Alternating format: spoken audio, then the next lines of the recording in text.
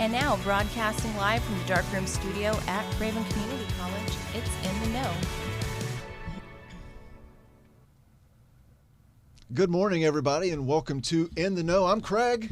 Good morning, Craig. I'm Megan. Good morning, Megan. Welcome, everybody, to our In the Know podcast here at the main campus in New Bern, North Carolina. Yeah, we're here in the Public Radio East building. We do the show every Thursday morning. We go live on Facebook and post it on YouTube a little later. And we just get in here, we have a little fun, bring some folks in either from the college or the community and just see what's going on. Talk about the good stuff going on. Yeah. Absolutely. Yeah, we missed you last week. I miss being here. And thanks for the cupcakes, Zanetta, by the way. She brought me some birthday cupcakes last week. So she brought me two. I had pink, you had blue. That's right, yes. Or we could have swapped. Yep. You know, if you like chocolate or vanilla, whatever. I could have had both. You could have had both. Right. So, yes, It was very sweet of her, Yep. pun intended. Speaking of Zanetta, thanks to Zanetta in the booth for all the help you do for us each show. Good morning. Good morning. Good morning. Dante. Morning, morning. Dante. Anything new, Zanetta? Nope. No? Just there's puppies roaming around the building. What? Yeah, so We have puppies? yes, Why don't I have a puppy? there's a wagon full of puppies. You can text Dre and ask him to bring in puppies. I want if puppies. You want. But yeah, he's got 5 or 6 little puppies that he is taking around each Thursday as puppy therapy. So they're very soft and cute. Yeah, I held one this morning. Oh, Yeah, that's awesome. yeah. We should have known that. I should have known that. Well, it's Because still I not- would have been having a puppy under my arm. Well, it's not too late. I mean, he literally is walking around campus right now with a wagon full of puppies, which is one of the many great reasons to attend Craven Community College, right? Absolutely. Yeah, Not only that, but like right now, everything is so beautiful and the trees, Mm-hmm. and even though it's it can be hot and humid, but we're shaded. Our grounds are gorgeous. So again, if you just want to go and have a nice little evening walk, come and join us. Yep. And so our guest on the show today. Yes. Yeah. Happy to welcome Donell Bryant from the Barbering Program. Thank you to be here. Yeah, it's Good good to see you. morning. Good morning. Good morning. How y'all So, doing? I'm Good, good. good. Okay, so I was kind of thinking about this morning, Craig. So when we've had Donell on the show, this is what, our third or fourth time, right? You've been on third time. Do you ever feel pressure to have a really good hair day when he's on? Yes. I do too. Yeah. And I was kind of in a hurry. And I'm not like, having a good one. I'm not either. I was like so disappointed. I was like, oh. So for those that don't know, Donell is a barber. He's a barbering instructor. He owns his own business. He's an amazing person, but he's also a great barber. Thank you. And obviously has style and recognizes style. So if your hair is Correct. out of style, you're aware of it, right? Y'all look good. Y'all Oh, look good. thanks. We're going to take it. So we're going to talk a little bit more about your program. But before we get there, let me tell you a little bit about today. All right. All right. I'm gonna Today, start bringing you didn't tell me the date. What's today? Today is Thursday. June 10th. Look at that. Yes. Is it June? Really? No, August 10th. Let's do summer all over again. man.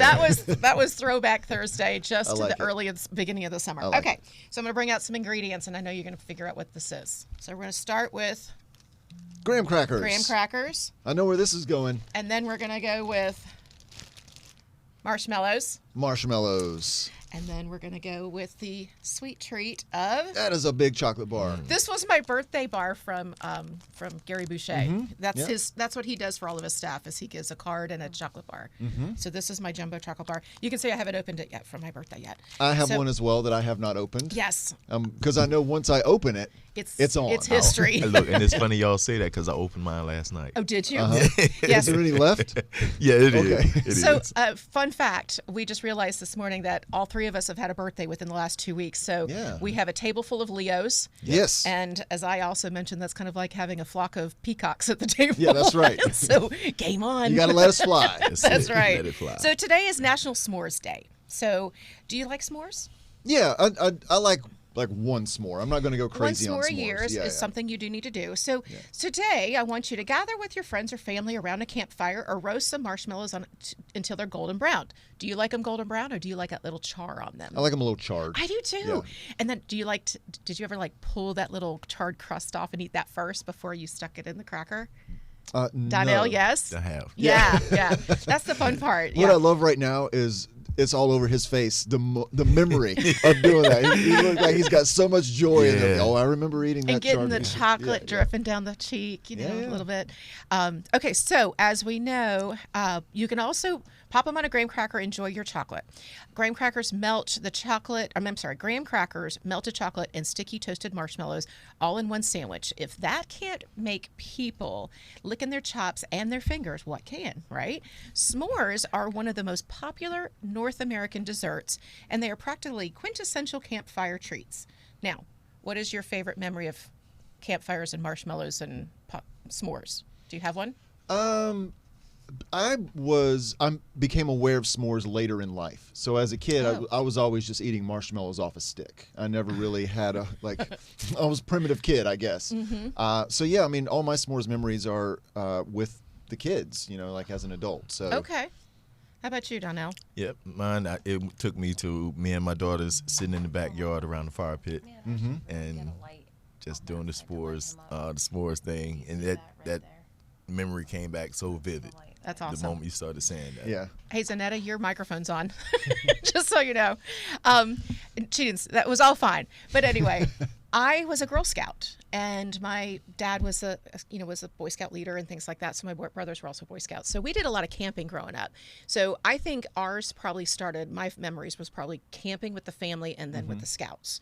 So, and that being said, so how many million pounds of marshmallows do you think are toasted over a fire in North America a year? It's really big. Million pounds. How many? 50. 50 million pounds. 50 of million marshmallows. pounds. This is light. This whole bag is only 10 ounces. 50 million pounds of these. I think that number's inflated, and I'll tell you why. Why? When you open up a bag of marshmallows, how many times do you go through every marshmallow in the bag? True. This right. was a brand new, never open packed, and then there was another one that was in Ziplocked in the back of the pantry. They're getting credit for full bags of mushrooms when people are only eating like 4. You're right. Okay, so that's what they said. No, I got it. Okay. I got it. So if you've There's never not a marshmallow tried, policeman going around, yes, I guess. there you go. If you've never tried them, today on S'mores Day is the perfect day to get started. And even for those people who haven't tried them, there is no reason to pass up the opportunity to enjoy them again. It's time to get started on S'mores Day. Now, s'mores, if you don't want to go do the campfire or the open flame, microwave. And it's kind of fun to watch. So you put them on a microwave-safe plate, put your graham cracker on top, stick your marshmallow on it, and the heat makes it go, and it rolls around. It's really kind of cool. Okay. If you haven't done it, you need to try it. Should we say only do this with an adult in the house or something? This sounds like a very dangerous thing to do. Yes, yes. And I mean, it's fun. not dangerous, but don't overcook it because then it's going to be a hot mess, hotter than a hot mess than it should be. Yeah, okay. So, so now we're going to do a little throwback Thursday with our s'mores of the day. Ready? Okay. The origin of this tasty snack is credited to the entrepreneur. His name was Alec Barnum. Now, I did look him up. He is not part of the Barnum and Bailey Barnums. However, the first recorded version of this recipe can be found in the 1927 publication of Tramping and Trailing with the Girl Scouts. It was a little cookbook, and I actually have a clip of the recipe that came out of that book. And it said, even though the Girl Scouts were not the first ones to make s'mores, Girl Scout groups described them in their reports as early as 1925. Earlier recipes used the name Some Mores. See that on top? Mm-hmm. Now, that's funny when you're talking about sticks, you and your rural. Those little Girl Scouts said you got to go get 8 sticks. Now, what if there's 10 in the troop? I just want to know. Poor girls that don't get the stick, right? So, but Two anyway. of them are going to hold the same stick. Or you can double them up. Mm-hmm. A double roast, right? You can put 2 on a stick. So it does say toast 2 marshmallows over the coals to a crispy, gooey state, and then put them inside graham cracker and chocolate bar sandwich. The heat of the marshmallow between the halves of the chocolate bar will melt the chocolate a bit. Though it's tasty like some more, 1 is really enough. And so then that some more, it's just kind of smushed it together. Do you like that? Smushed it. Like smushed it like marshmallows. And now we call them s'mores. That's all the information I have. Isn't that fun? Not anymore. No. And that's it. That's all I a got. little bit s'more from We're you. s'more. Yeah, that yes. was good No information. s'more. Yeah, I like So that. Go have fun with s'mores. Now, I told Zanette, I asked her if she had one of those that like little plugins that you could kind of roast the s'mores in the studio. She said, yeah, but it takes forever. Yeah. So then I said, oh, I found this recipe, and I'll show it to you. I actually, so you don't think I'm joking. I actually found a recipe to get chocolate or brownies, so baked brownies, and then bake them as they're told, in the box. And then you take your graham crackers, crumble them on top. Then you take your chocolate bar and you crumble that on top. And then you take your marshmallows and you crumble them on top. That sounds so rich and then, good. Yeah. Then you put it in the broiler, so the marshmallows get that little toast on them. Sorry, I didn't make them for you. Yeah. I had all intentions. Yeah, I thought she was about to go in the bag and pull No. out. I could go just- for one of those right now. Yeah. Again, I had all intentions. Yeah. But, good intentions on the path to More marshmallows? more s'mores. Okay. I do want to say hello to some of the folks who are watching us live right now. We've got Sandy McKenzie. Hey, Miss Sandy. She says hello, and she loves s'mores. Hey, Miss Sandy. Brian Wayne is watching, and Eric Strayhorn says he's here, Donnell. Yay. Yeah. So hello to everybody who's watching us this morning. Put in there a little bit about your favorite s'more experience. Yeah. What do you think of when you think of s'mores? What's your first s'more Some people memory? were like, I read, they're like, oh, we'll switch it up, like, and put a smear of peanut butter on there. I was like, ooh, I guess it would be kind of like I can do that. Reese bar kind of Yeah. a thing. So, anyway, just my thoughts. Speaking of s'mores, S'mores. do you say s'mores or schmores? S'more. No, I was just being silly. Okay, s'mores. S'mores. Speaking of s'mores, they have nothing to do with barbering. But Unless I'm there's something sure. I don't know. Is there a cut called the s'more? Never heard of it. Okay. Or a technique or a style, nothing called the s'more. Okay. We could come up with one, though. I was just in here thinking, look, that Yeah. sounds pretty good. Yeah. They're coming with all different type of styles and connecting names to them. So that would definitely be Yeah.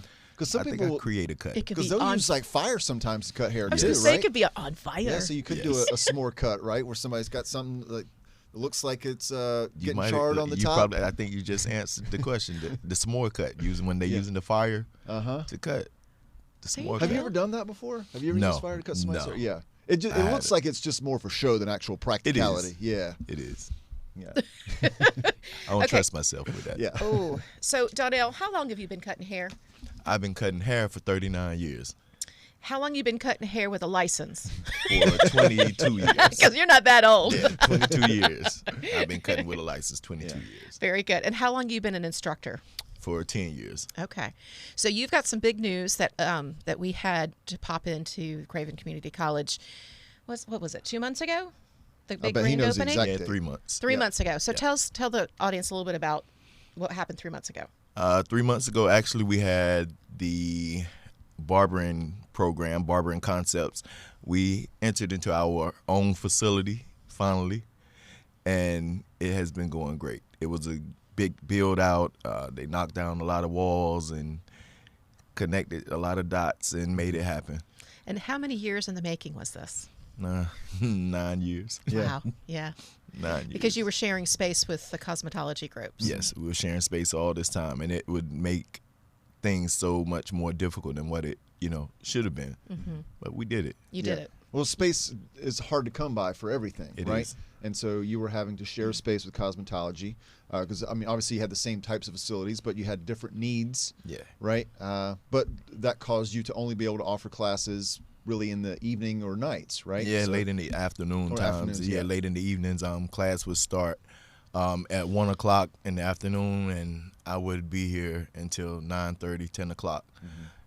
Earlier years, around my first 2 or 3 years, I would be here till like midnight, Wow. and security would come. I mean, that would be the only time that I could really get anything done. Sure. Is when the students would go home, and I would have pretty much space to myself to kind of do what I need to do.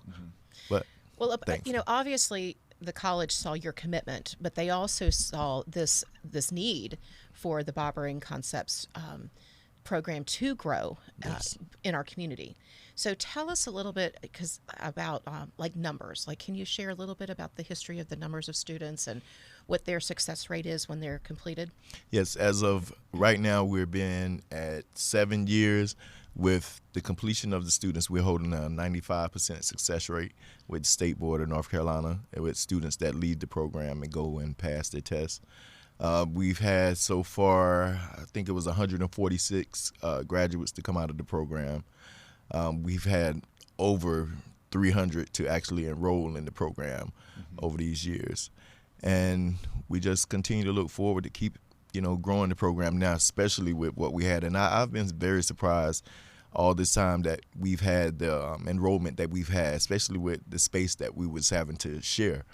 And, things kind of being uncomfortable. We was working with really like 30% of a real barber school all those years. And so now we have 100% of a real barber school. I look forward for those numbers to increase, tremendously. Right, because it is a truly dedicated space now, It is. right? Because when you walk in there, it's just like you're walking into a reception area of a barbershop or a salon of some type, right? It There's is. somebody who welcomes you, and then you've got a classroom in the center there, right? Yes, we got a photo of it there. Yep.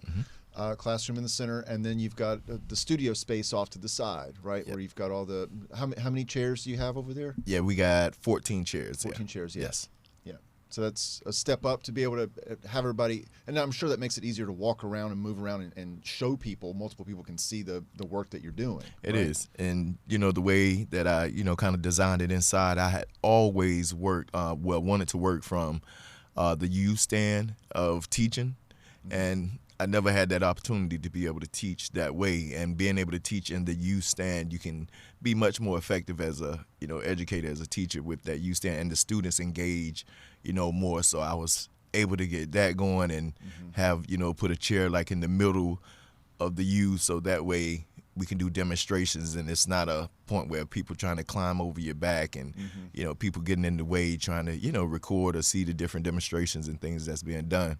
So that helps out tremendously with being able to go forward with progress. And so for people who don't know, this program is a commitment as well, It right? is. Like this isn't a program that's 6 weeks or 8 weeks. It's 1,528 hours. Yeah, which works out to about how long? Right at a year. I always Yeah. tell the students, give yourself a year or more. You never know. Like you say, life happens.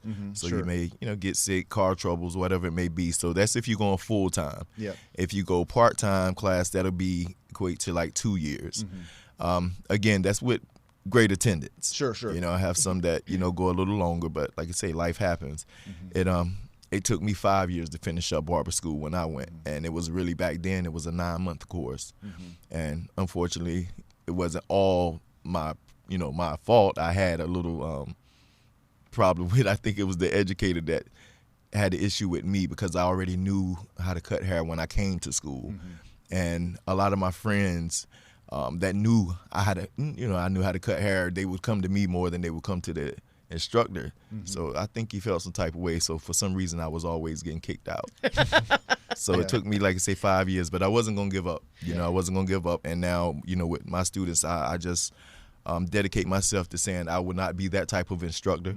I'll make sure I be that instructor, to have understanding and sympathy and empathy for situations And of lifting life. them up. Yeah, that happens. Well, one of the things, and I've said this many, many times to you and to the community. In fact, I did this podcast last week on Friday and mentioned the same thing, that you don't just teach people how to cut hair. You're also making them good community members. I've also bragged and said that they are the best dressed students on campus. Yeah, you always know barbering students when they're walking around. You right? have a high level of expectation, and that's beyond what is required. Can you share why that's so important for your instruction and your mentoring? Because when you leave out of school and you get into the industry, it's a dog-eat-dog world out there in this barber industry. And it's a lot of barbers. And I really want the students to have a higher level of, education. And I understand what it takes. I understand what it takes in order for you to get out there in the industry and be able to, run with some of the best of them. And my thing is, I want to go ahead and teach these students things that I know other individuals that has been in the industry at least 10 or plus years, they don't have the knowledge. And that thing is advanced barbering. And when we say advanced barbering, that's another level of barbering, not just cutting hair. Cutting hair has been the foundation for barbering, yes, but there's so many other services inside of barbering that really makes it an experience now. And that's what everybody wants, an experience. So I teach them how to be able to provide that better experience in the industry to be able to add better quality to their client service as adding better quality to their lifestyle. And people, would be willing to pay more if the person is dressed a certain way, and because it feels like it's a level up of a professional service. Exactly. Right? Professionals want to deal with professionals. Yeah. And that's, just how it is. When you get out in the industry and, like you say, the way you dress is a big part of it. Mm-hmm. And going in certain places and certain arenas, you want people to take you serious, especially in the barbershop. When you walk into the barbershop, you would probably not sit in the client's chair if he's sitting there with pajamas on and a hat, talking about he's a barber. You probably would not, get in that chair or take him serious. The same way, with a doctor. Mm-hmm. If you walked into your doctor's appointment and you see your doctor with a polo shirt on and just some khakis and flip-flops, mm-hmm. you might not take him too serious that day. It looked like he in vacation mode. So your mind is already gonna be altered with the perception that you're seeing right then. Mm-hmm. So I say the way you dress, your presentation is your representation. Mm-hmm. And so if you dress the proper way, people receive you, a different way. And I started experiencing that early because I had dreadlocks for 15 years. Mm-hmm. And the moment that I actually cut my dreads off and I changed the way that I was dressing, it was like I was opened up to a whole nother area of clientele. Yeah. You felt as though people were talking to you differently and treating you differently? And they were. Yeah. They were. It was different places that I would go, and I was, I guess, looking more approachable when I changed the look, changed the style up. And that, of course, landed me into different opportunities. Different doors was opening up for me that was definitely not opening prior to, me making that change. So I just try to encourage the students, if you're willing to make that change to be able to make a good career for yourself, hey, have at it. Yeah. Well, speaking of talking to you differently, we've had this conversation. I know that this is one of the topics of training that you provide your students, is that people share stuff with their hairdresser and their barbers that they don't always even share with their preachers, right? Mm-hmm. I mean, or their family. So how do you get a student prepared to hear some of those harsh things, or recognize something that this person might be needing help or assistance? Yeah, just being able to continue to have that professional development within themselves, because you got to keep right on learning different topics, and especially like mental health. You have a lot of clients that come in and just dump it right on you. Yeah. And as a barber, we might not have all the answers. A lot of times we will have most of the answers. And like I tell, the students, it's never a time that you're going to come to me and I'm going to tell you I don't know. That's not something we do, even in class. You can't come to me, or I can't come to you, ask you a question, and you say I don't know. It always has to be, I can't give you the answer right now, but I'll be sure to get back with an answer. Mm-hmm. So it's go and find that information, find the things that need to be spoken of when those clients, are crying out for help. The way to be able to console them, the way to be able to, talk them off the edge sometime and help them make some decisions that they be looking for the barber to give that insight to help. So you also are doing a podcast, so you're sharing your skills and your excitement with another gentleman. What is his name? Brad. Mr. Brad Poirier. And tell us a little bit about what your podcast is about. Yeah, actually it's called Dad's Unscripted. And actually this came from what we was just sitting here talking about, the conversations in the barbershop. And he was one of my clients first. And we would talk. Every time he would come, it would seem like it would be this therapy session. Yeah. And we would talk about fatherhood, being that, I was a single father for years. And he's a father now with a 6-year-old kid, and all my kids are grown. And so it was more so. You got grandbabies running around now. Yeah, I got 5 grandbabies, 4 girls and 1 boy. Woohoo! Yes. And just being able to talk with him every time, it was like a therapy session. And he reached back out to me and was like, listen, man, as dads, the things we talk about, what do you think about doing a podcast? And again, getting into different mental health issues and, like I say, the good things as well. So I say, let's go for it. And so that's what we did. Dads supporting dads. That's it. Dads supporting dads. And again, like I say, nothing against mothers at all. I love them. And the thing is, I had to play that role as a mother and father. So I got a lot of insight from the mother's perspective as well. So, my youngest child, when I got custody of my kids, she was 9 months old. Oh, wow. And so I did everything except breastfeed.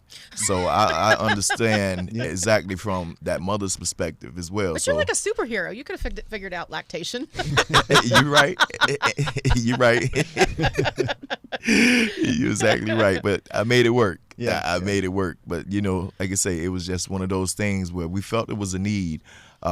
It's thousands of podcasts out there, but we wanted to kind of steer it in the area of being able to talk about, you know, mental health and, you know, the things that are not really talked about with dads, of how we grew up and, you know, different, you know, cultures, different ways, and just bring that to the forefront. So you also have a big event coming up. You're going to be a guest speaker at a conference in Raleigh. Is it in Raleigh? Yes, ma'am. September, what was it, 8th? September the 10th. It's going to be the September 9th 10th. and 10th, yeah. And look at you up there at the top. Now, okay, where Yes. did the name Dino come from? Dino the barber. Actually, when I was little and I first became a barber, well, you know, started thinking about cutting hair. And I used to sit and draw all the time, and I used to doodle, just sit there and doodle, and I was coming up with all these names, and I had like Dr. No, and I don't know, I was just taking my name of, you know, Donell and just trying to, you know, rearrange the letters in the name, and for somehow the Dino came up, the D-N-O, it was like I say, Dr. No. I took the R off and just put the D-N-O and said Dino. And my friends, that's what it's stuck. been. It's stuck ever since. Yeah. So tell us about your presentation. What will you be talking about? Well, actually, I'll be doing a class. Oh, okay. Yeah, I'll be teaching a class there, and the class is called cranial prosthetic units, and that's just another way of saying the man weave, or what they would call the units. Whereas for individuals that might have lost hair, went bald, you are able to do a procedure in which it's a non-invasive procedure, but I can actually give a client a full head of hair that has no hair and have that client looking as if it's their hair. I've seen some of the videos you've posted of doing that in class. It is amazing. I love it. I love it because you give this confidence back to some individuals that feel they have lost that and they won't have that again. So when they know that this service is available and you're able to do this, it's a game changer. It's a game changer. And the thing I love about it most is for everyone, you know, men, women, it's for everyone. It's not just, you know, one, you know, trick pony show. So it's for everybody. So I'm going gray. Will I go bald too? We can't put gray and bald. That's it's not gonna happen like that. It's not gonna happen like that. Well, I don't think you're in any danger of going bald either. Well, don't curse me. We'll see. I won't. But I if mean- it happens, you know, then it'll happen. Yeah, you got a know? good mane up there. You got a full, you got a good mane. Good mane. Full Good head of head. hair I'll take there. it. You Yeah. do. You do. Wonderful. So anything else you want to share about, like, maybe the next start date for your classes or anything like that? Or and you guys are always doing community events. You're always Yes. taking folks outside and or taking your folks and into the community and doing free haircuts. Yes. So we got back to school coming up. So We do. How many events do you have coming up for that one? We do. Actually, yesterday we did the Stuff the Bus event down in Moorhead. Last week we was at Parkview Baptist Church down in the close to the Pamplico area. We was there, and we got August the 25th. We're going to be here. We have Kiss 102 sponsoring the Kiss Cuts for Kids event. So we'll be actually participating in that. Will it be in the studio? It'll or- be in our barber studio. Wonderful. Yes. That's exciting. And then on the 26th, we'll be at the Housing Authority in Craven Terrace with Vision Forward with Mr. Victor Taylor. He's the founder of that that program, and we'll be doing free haircuts for that event as well. So it's like I wanted to try to get close to the day of school starting back, which would be the 28th. So we'll be able to have kids looking, you know, pretty clean going in on their first day. That's fantastic. great. Tell us also, you've got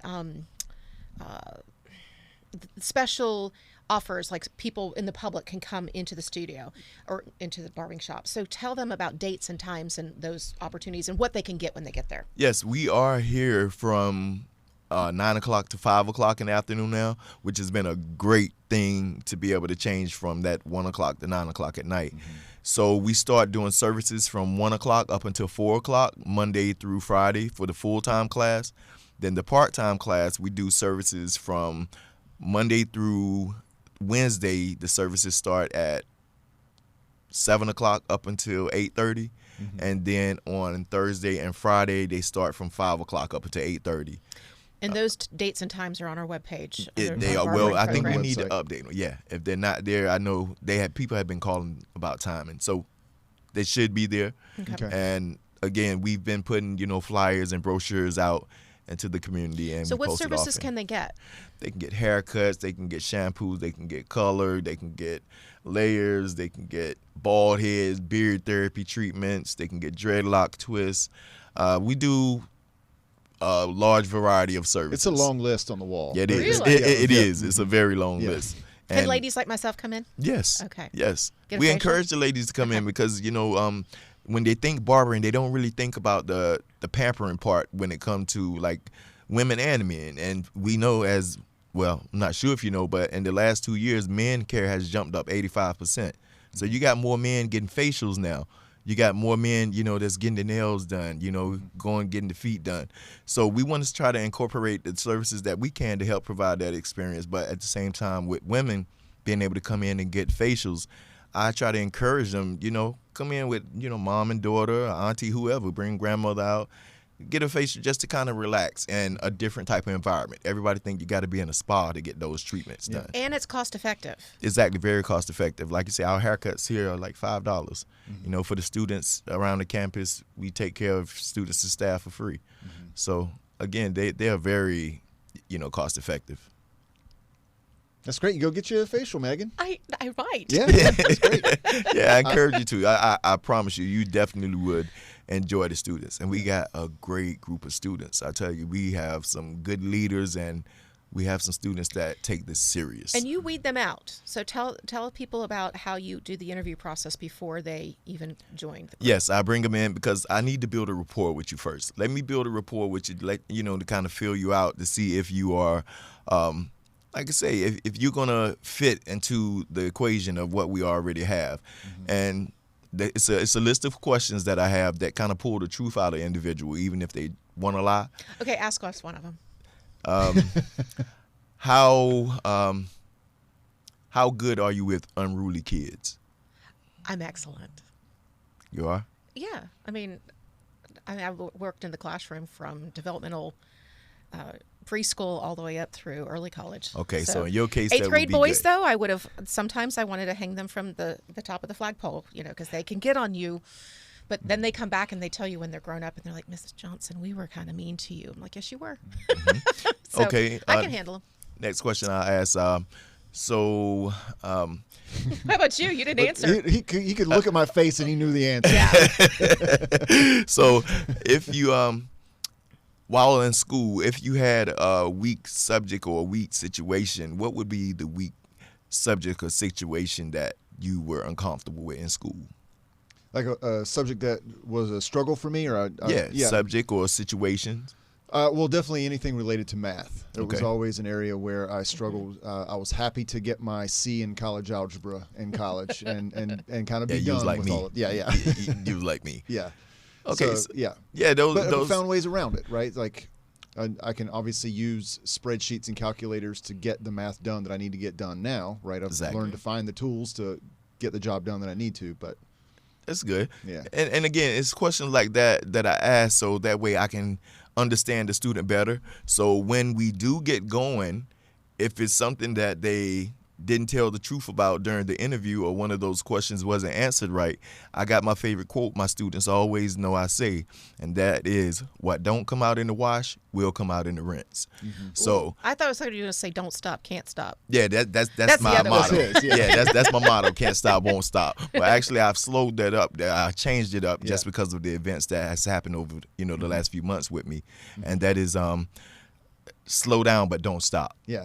Because I've had to slow down because just, going so fast. But what I was saying, it kind of put the students in a position where they have to be held accountable for what you told me. So when we show up to these events, you just told me that you was great with kids.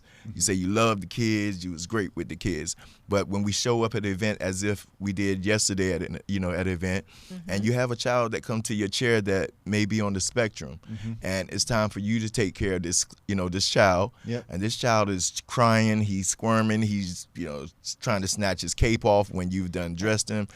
How patient will you be? How patient will you be? Yeah. And so I really get to see that if it's a frustration on your face, or do you work with patience, or do you have patience to be able to take care of the child?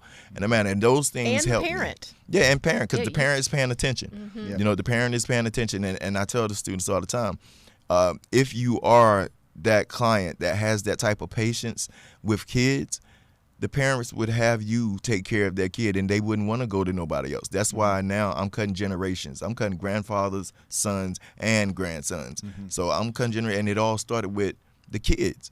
A lot of barbers don't like cutting kids' hair, but I tell them those kids are going to be adults one day. Yeah. So both of these gentlemen have meetings to get to. So let's talk about community events so people can go have fun this weekend. Yes, we need to do that. I just want to make sure we don't let one thing slide here. Yes. Your next registration period begins when? It's now. Actually, the next registration is now. Class starts actually next week on the 15th. I'm sorry. So somebody who next sees Tuesday. this today, do they still have time? They do have time. Okay. The only thing is my full-time class is already full. It's a high-demanding class. The full-time is very high-demanded. It's already full. I do have part-time spaces left. Okay. So we will be able to take registration up until around the 29th of this month and bring students in. But I say the sooner the better, because class do start as of next Tuesday, but we still can bring in students, up until around the 29th. Okay. Very good. And we're still registering for fall Yes, we semester. are. Yes. And there's a lot of workforce development classes, just like Donell's class, that will be starting mid-August. So check out the website. And I also want to do a shout out to Margaret Chance, who has been working very, very diligently to sort out the grant funds that we have as they're trickling in. That is a hard job to do. It is. And unfortunately, we've also not had as much funding coming towards us as we have in the past. So she's doing a really good job managing that in her team to make sure that the students are getting what they need, as well as, taking care of our classes, So again, follow up, because if you were told before there wasn't any funds, there may be now. Yep. So, and I know you said the Bates Foundation, they came and took a tour. And They did. Yeah, it was great to see them. And they've also, they're great supporters of the they're college. huge supporters. And I also know that they just did some funding for some students that were also in need this week. So again, a great shout out for them. If you're interested in being philanthropic, talk to our foundation, and then they can go earmark those funds directly to a class or some sort of training that you like specifically, including barbering. Yeah, that's good. Our students are very fortunate to have We so many are. people in our community that support them, and people like Margaret working to make sure that we can find some funds. Yeah, for them big to, shout out to Miss Margaret. Yeah. I tell you, big shout out. Yeah. Awesome. All right. All You right. ready? Yes. Woohoo! Let's talk about some community events. Say that better. Oh, it's time for community events. Very good. August. August. Let's At least start it's right not off, yeah. June. That was my throwback. August. Yeah. August Art Walk. August 11th at 5 p.m. in downtown New Bern. Art Walk is a monthly community-wide event where downtown businesses stay open later to connect the community with local artisans. This month's Art Walk features the opening reception of On Beauty, the Prophet, and the work of Lillian Kirchmar at the Bank of the Arts. Awesome. Now we're going to go Footloose on the Noose, August 11th, 6:30, Union Point Park. Footloose on the Noose is back tomorrow night at Union Point Park. Grab your scarves and rock out with Landslide, a Fleetwood Mac's tribute. I didn't know where we were going with the scarves. Stevie Nicks scarf. Stevie Yeah. Nicks scarves. It's got to be lacy and stuff. Bring your tambourine. That'll be fun too. I'm not sure your neighbors will love that. Bring a chair and blankets for a concert. Al fresco. Pets are welcome, but must be on a leash. Coolers will not be allowed, but food trucks will be there. So come on out. Footloose on the Noose. Dr. Munsterfield's Monstrous Marvels. Tomorrow night, August 11th and 12th on Saturday at 7:30 at New Bern Civic Theater. Life, a gift given to those unaware of what it truly means. Dr. Munsterfield, tasked with formulating the gift of life, must find a way to create it. With his assistant, Igor, Dr. Munsterfield calculates and calibrates their machine of cogs and gears, creating life after life, but in scientific monstrous form. Join the imaginative aerial arts troupe Dangerous Prodigy Circus for a performance showcasing a mind of true monstrous marvels. Tickets are available at newberncivictheater.org, And just in case you weren't aware, this is very much an aerial show. So climbing around on silks and liras and straps and lots of hoops. And even like Devin has a nice little light up hula hoop routine that she does. And there's someone who has a dragon staff as well that lights up. So they have a fun routine together. But, neat. But yeah. And the Justin, who was in this, he also is with Silent Edge Entertainment over at Nightmare Factory. So all of the fun stuff that they do over there carries over into this show a bit too. Fantastic. We also have Harvey, August 11 and 12, 7:30 p.m., and August 13th at 3 p.m. at the Masonic Theater. Harvey, a Pulitzer Prize-winning comedy by Mary Chase, tells the story of Elwood P. Dowd, a perfect gentleman, and his best friend, Harvey. Harvey is a 6-foot-tall rabbit who's invisible to everyone except Elwood. In order to save the family's social reputation, Veta Louise, Elwood's sister, is determined to commit Elwood to a sanitarium, but is mistakenly committed herself.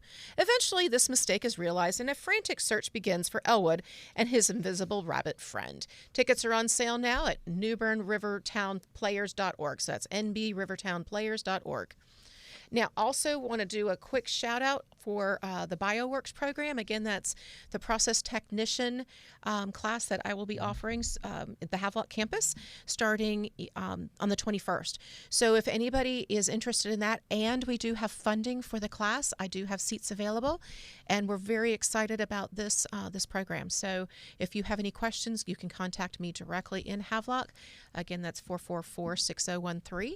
Happy to share. I can even register you over the phone, and we can take care of the other paperwork in due time. You're so helpful. I am. I'm so excited. It's just going to be a great opportunity for folks changing jobs, careers, etc. Mm-hmm. So, all right. We will be back here next Thursday. Next Thursday.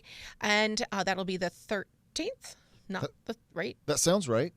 Is that right? No, 17th. There 17th. We go. Oh, look at that. That's helpful. There we go. Thursday, August 17th, and our guest will be Cameron Kitchell, and he is our Craven CC C-STEP coordinator that works directly with UNC Tar Heel. So if you are interested in learning more about our C-STEP programs, we do have some wonderful transition and transfer programs. Yeah, it's a great program. If you go through it, students who graduate with an associate's are guaranteed admission to Carolina, and that's a much higher rate than a lot of other people who are graduating high school and applying to Carolina. Correct. Right? So we'll learn all about their qualifications. Yeah, it's great. And we'll go from there. Awesome. So anything else you want to share? No, I don't think so. We've packed it all in today. We have packed it in. You've got to get to a meeting. But in the meantime, it's a beautiful day. So everybody stay safe, stay happy, stay healthy. We'll see you the next time. Take care. Bye. Bye, everybody.